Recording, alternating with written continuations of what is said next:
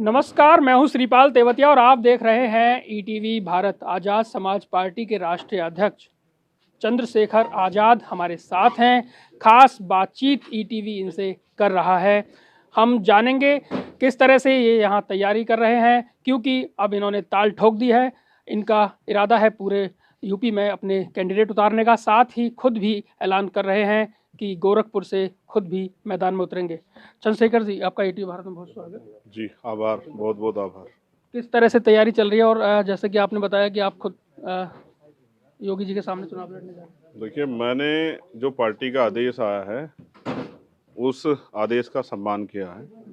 मैं हमेशा से पार्टी संगठन के प्रति एक वफादार कार्यकर्ता रहा हूँ और मैंने कभी पार्टी के किसी आदेश का निरादर नहीं किया, कभी उसको जो है उन आदेश का को कमज़ोर नहीं पड़ने दिया। पार्टी ने आदेश किया है तो गोरखपुर सदर में लड़ूंगा। जी। रही उत्तर प्रदेश चुनाव की बात, तो चुनाव जो है हमने काम किया है, जनता का हमें समर्थन है। ये हमने जिला पंचायत चुनाव में भी दिखा, बुलंदशहर उपचुनाव में भी दिखा। आज हमारे एक बड़े नेता जो हैं मेरठ से, मुकेश सिद्धार्थ जी, उनका परिवार आज़ाद समाज पार्टी में शामिल हुआ है। इस परिवार के आने से मेरठ में हमें पूरे पश्चिम में बड़ी ताकत मिली है और मुझे उम्मीद है कि पहला विधायक जो है वो हमारा हस्तिनापुर से जीत के जाएगा। हस्तिनापुर से आप उन्हें उतारें? जी, हस्तिनापुर से पार्टी उनको, ऐसी मुझे जानकारी मिलेगी, अवसर देगी। चंद्रशेखर जी, यहाँ जो अहम एक सवाल और भी है कि हम देख रहे हैं कि काफ़ी लंबे समय से रस्साकसी चल रही थी। आपको देखा जा रहा था कि ओवैसी साहब के साथ भी थे आप, और क्या कहते हैं, दूसरी तरफ राजभर साहब आपको कई बार आश्वासन दे रहे थे कि सब कुछ ठीक रहेगा, गठबंधन में आप रहेंगे। क्या कुछ हुआ ऐसा? देखिए, मैं समझता हूँ मैंने बीजेपी को रोकने के लिए एक मजबूत प्रयास किया था और मैं ये कह सकता हूँ कि उसमें सफलता नहीं मिली। मेरी अब उनसे कोई लड़ाई नहीं, मैं अपनी पार्टी का काम कर रहा हूँ और अगर 2.5 महीने मेरा समय ना खराब किया जाता तो हमारी पार्टी जो है इस समय चुनाव में बहुत मजबूती से अपना चुनाव लड़ रही थी। और ये अभी भी नहीं, हमने जो है हमें समय जरूर बर्बाद हुआ है, लेकिन ऐसा नहीं कि हम कमज़ोर पड़ गए। अगले 10 दिन में आप देखिए, वेस्ट की और जहाँ जहाँ हमारा प्रत्याशी लड़ेगा वहाँ की फिजा जो है वो बदल जाएगी और हम चुनाव जीतने के लिए लड़ रहे हैं, ना कि हारने के लिए। किस किस के साथ गठबंधन करके चुनाव लड़ेंगे? देखिए, आज कुछ पार्टियां जो हैं, जो इस क्षेत्र की छोटी छोटी पार्टियां हैं, जैसे कश्यप समाज की पार्टी, पाल समाज की पार्टी, सैनी समाज की पार्टी, गुजर समाज की पार्टी, ऐसी छोटी छोटी पार्टियां जिनका जमीनी काम है, जो अपने समाज में प्रभाव रखती है, उन सब के साथ जो है इधर वेस्ट में एक बड़ा गठबंधन बनेगा और अभी मैं उनसे मिलके उनके साथ इस बात की घोषणा करूँगा। गोरखपुर ही क्यों चुन रहे हैं आप? पूरा यूपी पड़ा है। 5 साल जो दुख तकलीफ बहुजन समाज के लोगों ने सही है, जो हाथरस में सही, उन्नाव में सही, प्रयागराज में सही, आजमगढ़ में सही, कानपुर में सही,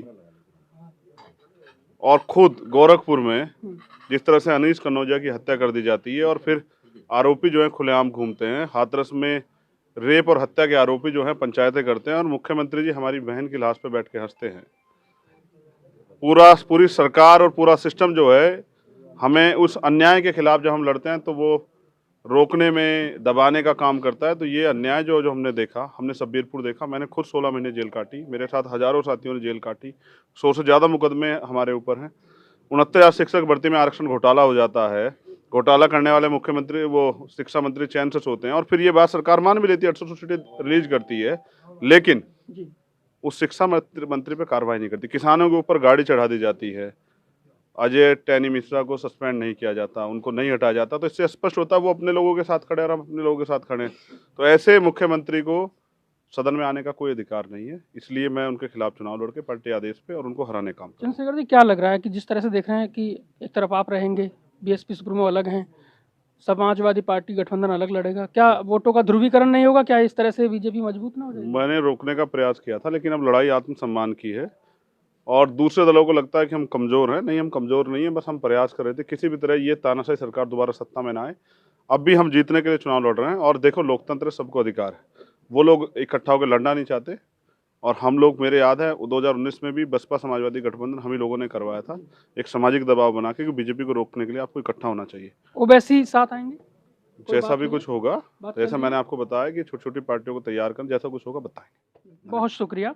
तो ये थे चंद्रशेखर आज़ाद, जो अब गोरखपुर से ताल ठोकने जा रहे हैं। साथ ही उन्होंने बताया कि अब मजबूती से वो चुनाव लड़ेंगे। इनका ये भी कहना है कि इन्होंने कोशिशें की थी, ये चाहते थे कि गठबंधन का ये साथी बने, गठबंधन के साथी बने, लेकिन ऐसा नहीं हो पाया। अब इनका कहना है कि ये ताल ठोकेंगे और इनके कैंडिडेट भी मैदान में उतरेंगे। श्रीपाल तेवतिया, ईटीवी भारत, मेरठ।